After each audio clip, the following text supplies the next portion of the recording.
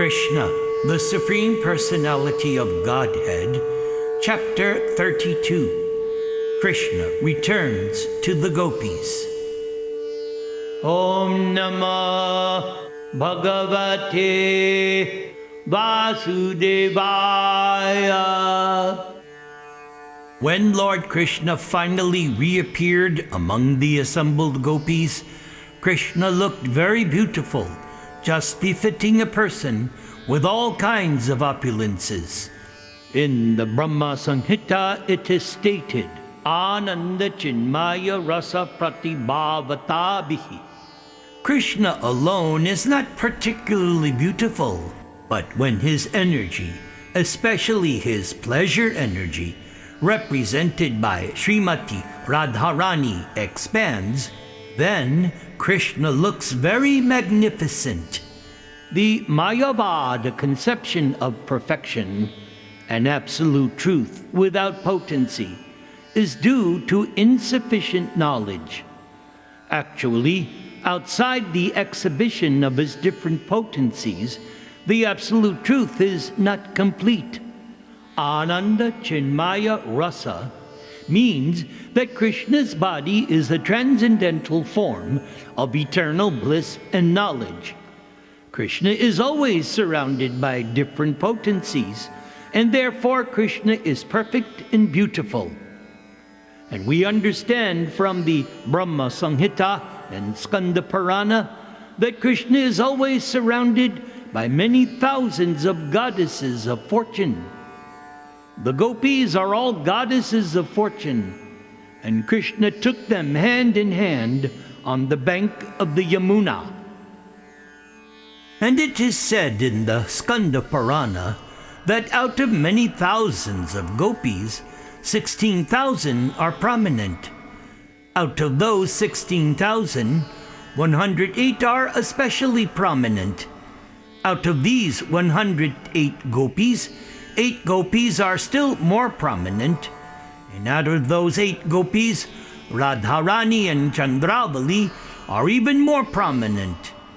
And out of these 2 Gopis, Radharani is the most prominent.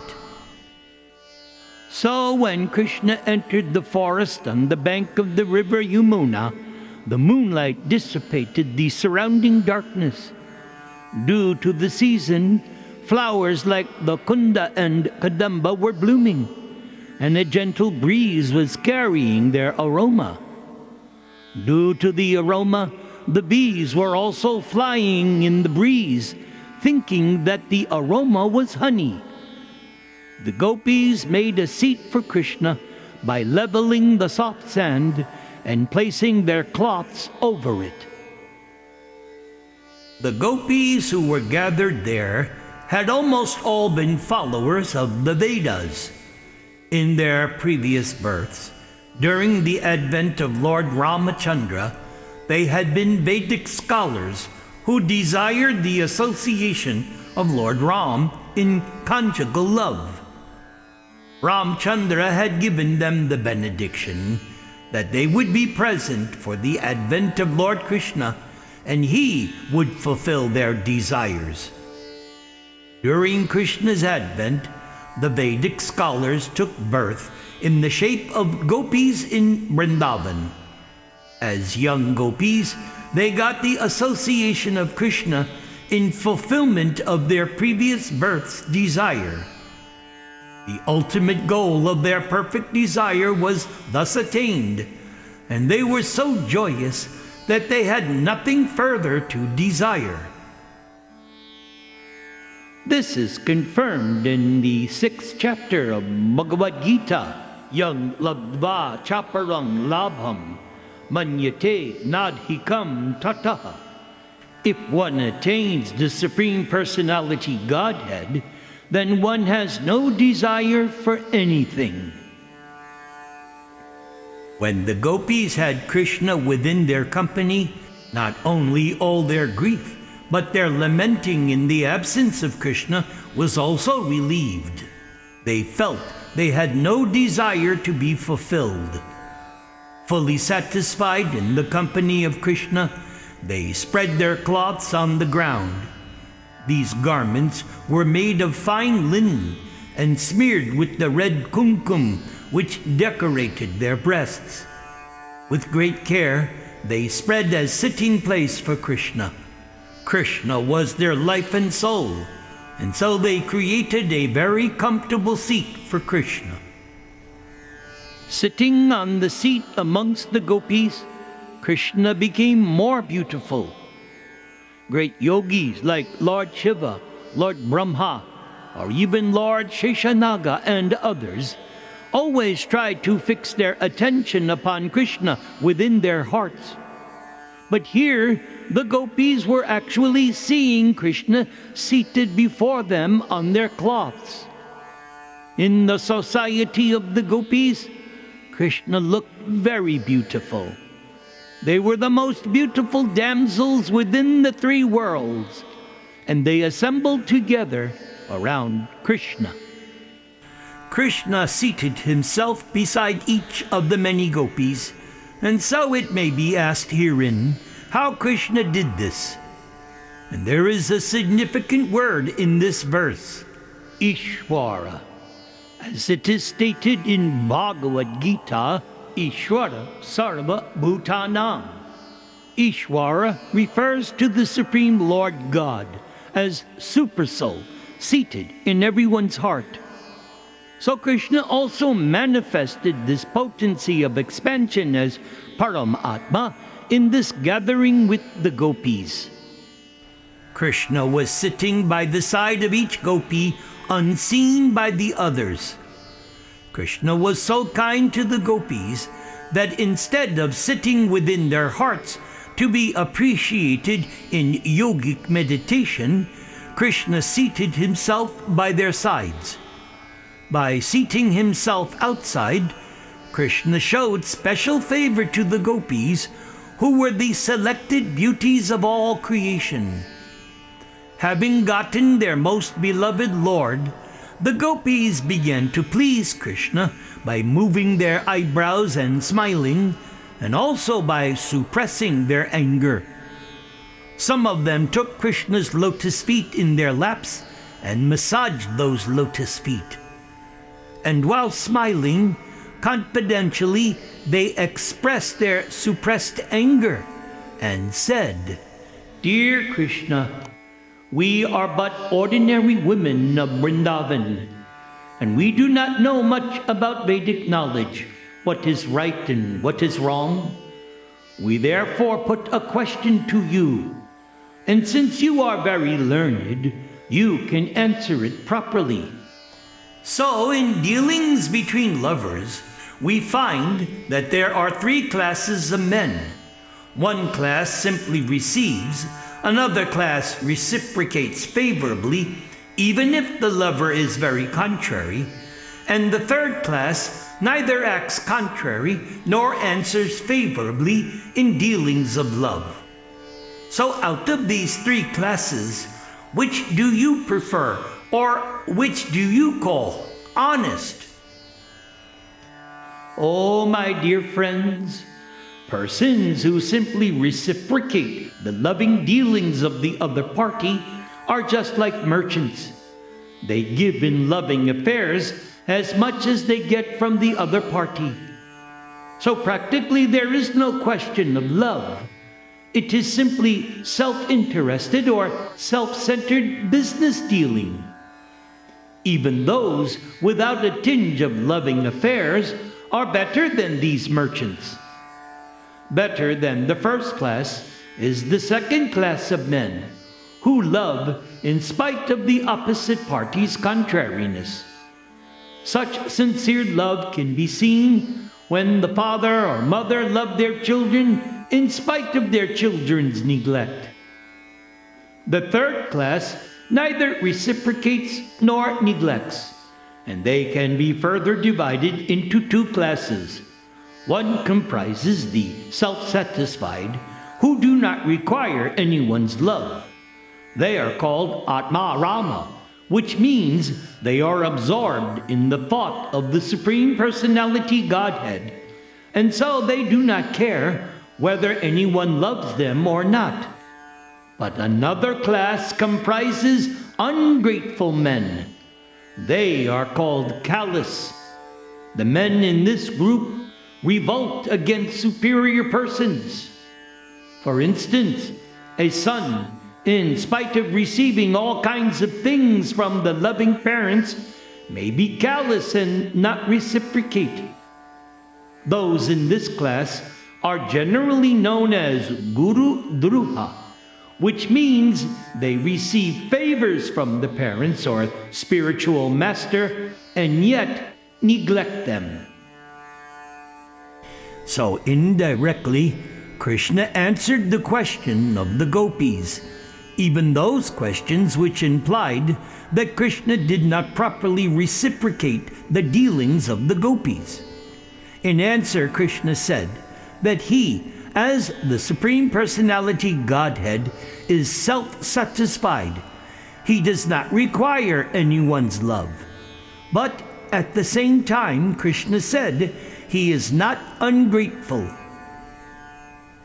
My dear friends, you might be aggrieved by my words and acts, but you must know that sometimes I do not reciprocate my devotees' dealings with me. My devotees are very much attached to me, but sometimes I do not reciprocate their feelings properly in order to increase their love for me more and more. If I can very easily be approached by them, they might think, "Oh, Krishna is so easily available." So sometimes I do not respond. If a person has no money, for example, but after some time accumulates some wealth and then loses it, one will think of the lost property 24 hours a day. Similarly, in order to increase the love of my devotees, sometimes I appear to be lost to them. But instead of forgetting me, they feel their loving sentiments for me increase. Oh, my dear friends, do not think for a moment that I have been dealing with you as I do with ordinary devotees. I know what you are. You have forsaken all kinds of social and religious obligations. You have given up all connection with your parents. Without caring for social convention and religious obligations, you have come to me and loved me, and I am so much obliged to you that I cannot treat you as ordinary devotees. Do not think that I was away from you. I was near to you. I was simply seeing how much you were anxious for me in my absence. So please, do not try to find any fault with me. Because you consider me so dear to you, kindly excuse me if I have done anything wrong. Oh, I cannot repay your continuous love for me, even throughout the lifetimes of the demigods in the heavenly planets. Yes, it is impossible to repay you or show enough gratitude for your love. Therefore, please be satisfied by your own pious activities, for you have displayed exemplary attraction for me, overcoming the greatest difficulties arising from family connections. Please be satisfied with your highly exemplary character, for it is not possible for me to repay my debt to you. This exemplary character of devotional service, manifested by the devotees of Vrindavan, is the purest type of devotion. It is enjoined in the authoritative Shastras that devotional service must be ahituki and apratihata. This means devotional service to Krishna cannot be checked by political or religious convention. This stage of devotional service is always transcendental. The Gopis particularly showed pure devotional service towards Krishna, so much so that Krishna himself remained indebted to them. Lord Chaitanya thus said that the devotional service manifest by the Gopis in Vrindavan excelled all other methods of approaching the Supreme Personality Godhead.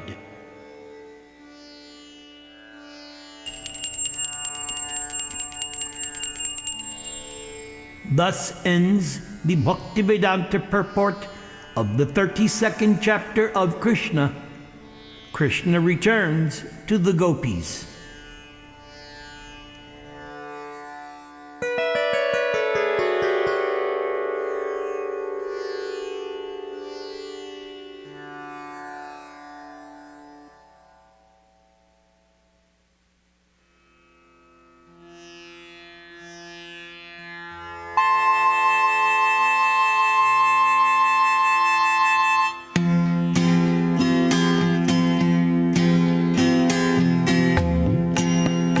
Jaya Radha Madhava Kunja Bihari,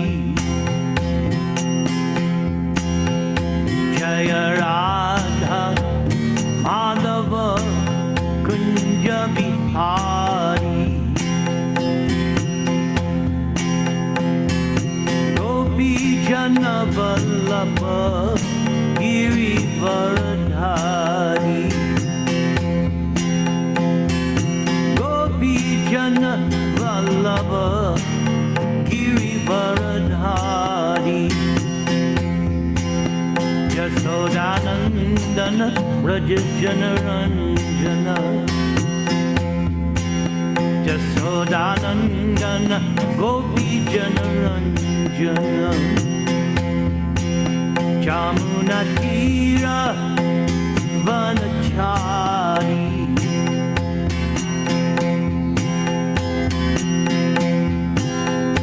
Jaya Radha Madhava Kunja Bihari, Jaya Radha Madhava Kunja Bihari, Gopi Jana Vallabha Girivaradhari, Jana Vallabha Girivaradhari, Jasodanandana Rajajana Ranjana, Jasodanandana Gopi Jana Ranjana, Jamuna Tira Vanachari, Jamuna Tira Vanachari, Jaya Radha Madhava Kunja Bihari.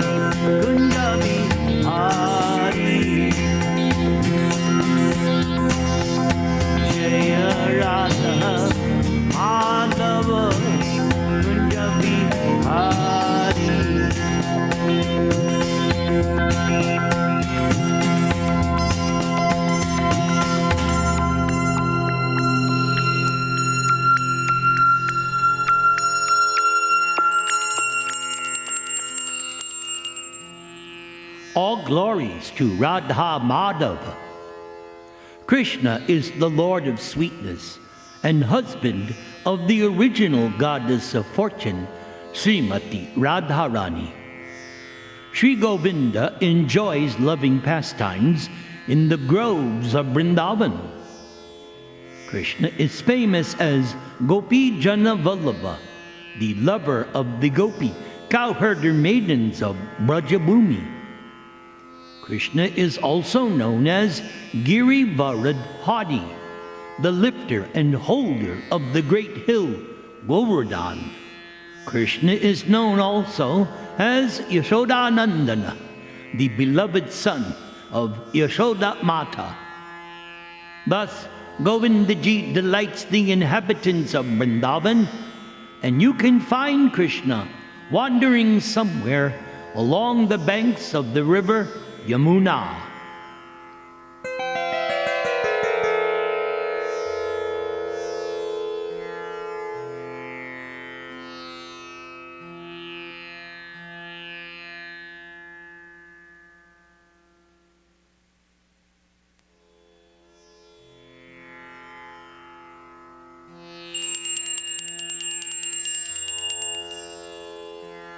Now we will dive deeper into this section from statements in the Chaitanya Charitamrita in the conversation between Ramananda Roy and Sri Krishna Chaitanya Mahaprabhu. Tasam avirabhuch chauri smayamana mukam bhuja pitambara dhara shragvi Sakshan manmata. Suddenly, due to their feelings of separation, Lord Krishna appeared among the gopis dressed in yellow garments, wearing a flower garland. His lotus face was smiling, and he was directly attracting the mind of Cupid.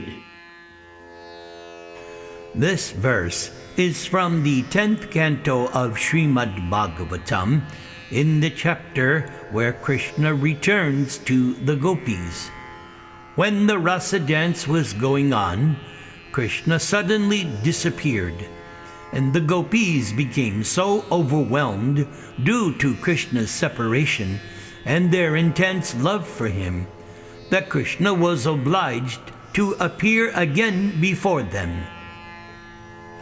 There are various means and processes by which one may attain the favor of Lord Krishna. All those transcendental processes will be studied from the viewpoint of comparative importance. It is true that whatever relationship a particular devotee has with Lord Krishna is best for that devotee. Still, when we study all the different methods from a neutral position, we can understand that there are higher and lower degrees of such love. Yathottaram asa swada vishesholasa mai api ratir vasanaya svadvi basate kapi kasyachit. Increasing love is experienced in various tastes, one above another. But that love, which has the highest taste in gradual succession of desires, manifests itself in the form of conjugal love. There is a gradual order of improvement in transcendental mellows from the initial ones to the later ones.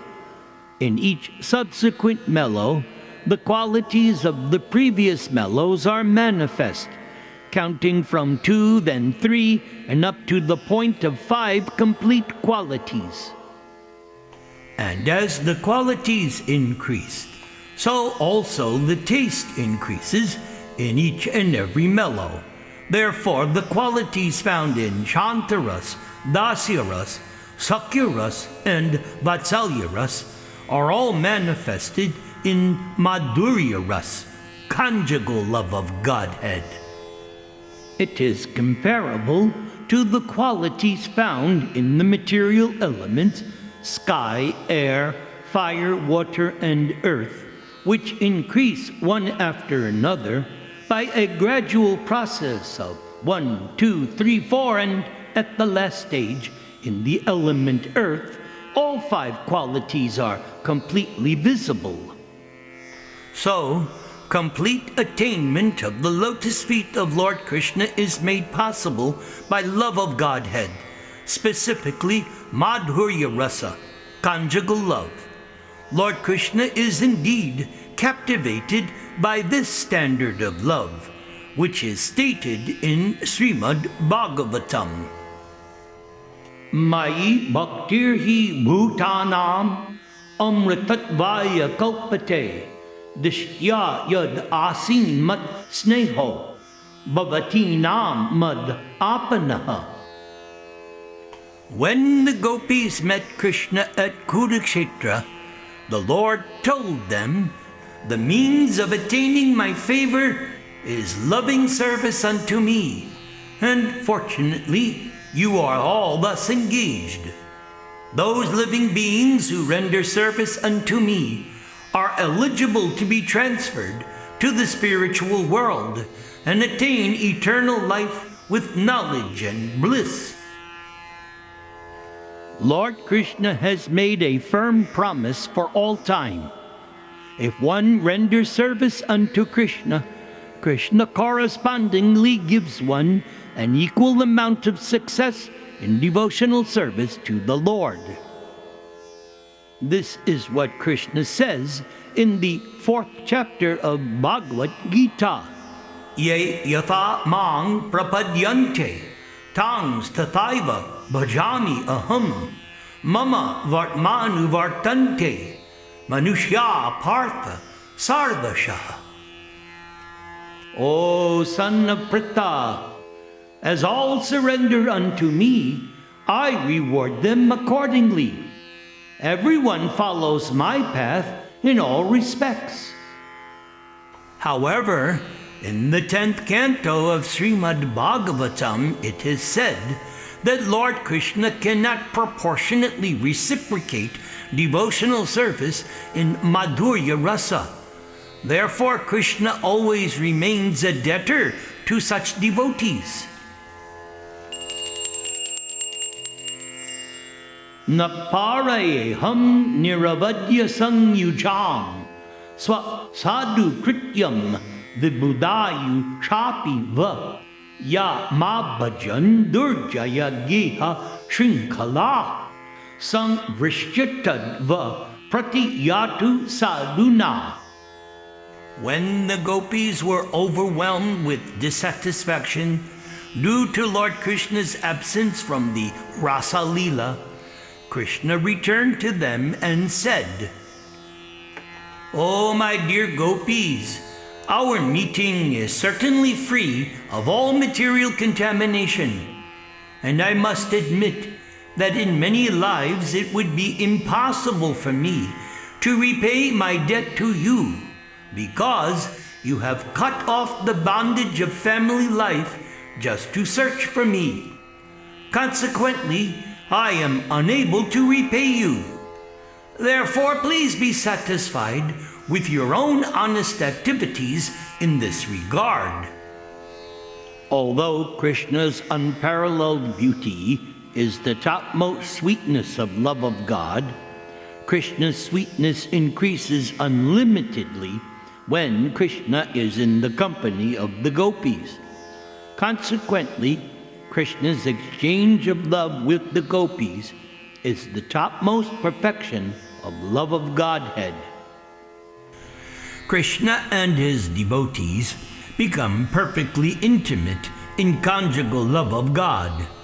In other mellows, the Lord and the devotees do not enjoy transcendental bliss as perfectly, which is pointed out in the 10th canto of Srimad Bhagavatam. Tatra ati sushushube tabi Bhagavan Devaki Sutta madhye maninam haimanam Maha Marakata Yatha.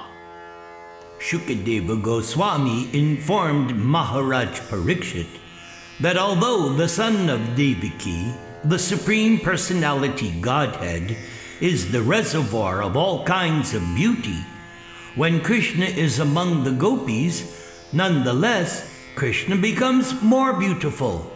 For Krishna resembles a Marakata jewel surrounded by gold and other jewels. So, after hearing all of this from Ramananda Roy, Lord Chaitanya Mahaprabhu then said, "Oh, certainly this is the limit of perfection. But now, please be merciful to me and speak more if there is more." "Oh, my dear Lord Chaitanya, until this day, I did not know anyone within this material world who could inquire beyond this perfectional stage of devotional service." Among the loving affairs of the gopis, Radharani's love for Sri Krishna is topmost. Indeed, the glories of Srimati Radharani are highly esteemed in all revealed scriptures.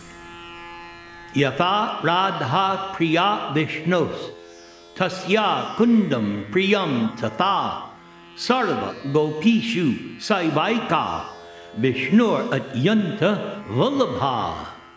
According to the Padma Purana, just as Srimati Radharani is most dear to Sri Krishna, her bathing place, Radha Kund, is also dear to Krishna. For among all the gopis, Radharani is supermost and very dear to Lord Krishna. Anaya Radito Nunang Bhagavan Harir Ishwara Yanno Vihaya Govinda Prito Yam Anayad Raha. The name Radha is derived from this verse. During the night of the Rasa dance, when Krishna left the gopis, they began to talk among themselves. "Oh, dear friends, that gopi who has been taken away by Krishna to a secluded place must have worshipped Krishna more than any one of us." Lord Chaitanya then said to Ramananda Roy, "Oh, please speak on. I am very happy to hear you, because a river of unprecedented nectar is flowing from your mouth." "Oh, my dear Lord, during the Rasa dance, Sri Krishna did not exchange loving affairs with Radharani due to the presence of the other gopis. Because of the dependence of the others, the intensity of love between Radha and Krishna was not manifest. Therefore, he stole her away." So, just consider, if Lord Krishna rejected the company of the other gopis for Srimati Radharani, we can understand that Lord Sri Krishna has intense affection for Radharani. Now, my dear Lord, please therefore hear from me about the glories of Radharani's loving affairs, for they are beyond compare within these three worlds. Finding herself treated equally with all the other gopis, Radharani displayed tricky behavior and left the circle of the Rasa dance. Missing Radharani's presence, Krishna became very unhappy and began to lament and wandered throughout the forest to search her out. Kamsa ari api sangsara vasana baddha shrinkalam radham adhaya hridaye tatyaja vraja sundari. Lord Krishna, the enemy of Kamsa, took Srimati Radharani within his heart, for he desired to dance with her. Thus, Krishna left the arena of the Rasa dance and left the company of all the other beautiful damsels of Braja. Being afflicted by the arrow of Cupid, and unhappily regretting his mistreating Radharani, Madhava, Lord Krishna, began to search for Radha along the banks of the Yamuna river.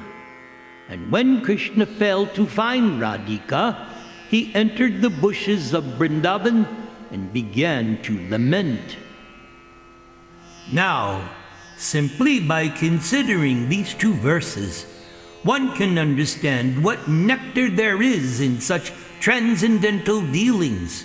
Why, it is exactly like freeing a mine of nectar. For although Krishna was in the midst of hundreds of thousands of gopis during the rasa dance, Krishna still kept himself in one of his transcendental forms by the side of Srimati Radhika.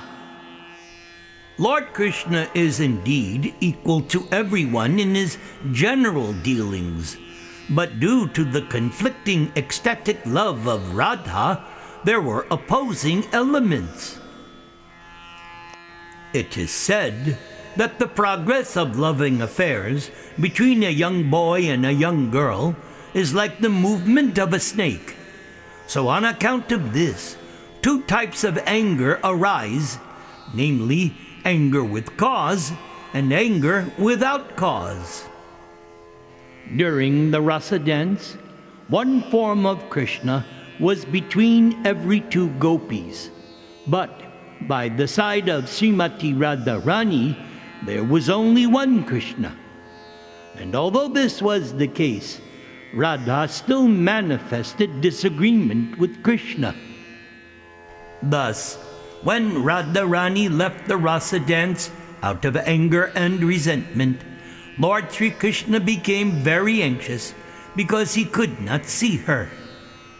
Lord Krishna's desire in the Rasa Leela circle is perfectly complete, but Srimati Radha Thakurani is the binding link in that desire. Indeed, the rasa dance does not shine in the heart of Krishna without Srimati Radharani. Therefore, Krishna also gave up the circle of the rasa dance and went out to search for Radha. And when Krishna went out to search for Radharani, he wandered here and there, and not finding Radha, Krishna became afflicted by the arrow of Cupid and began to lament. Since Krishna's loving desires were not satisfied, even in the midst of hundreds and thousands of gopis, and Krishna was thus searching after Radharani, we can easily imagine how transcendentally qualified is Srimati Radha Thakurani. After hearing all of this, Lord Chaitanya Mahaprabhu then said to Ramananda Rai, "That for which I have come to your residence has now become an object of truth in my knowledge. Now I have come to understand the sublime goal of life and the process for achieving it."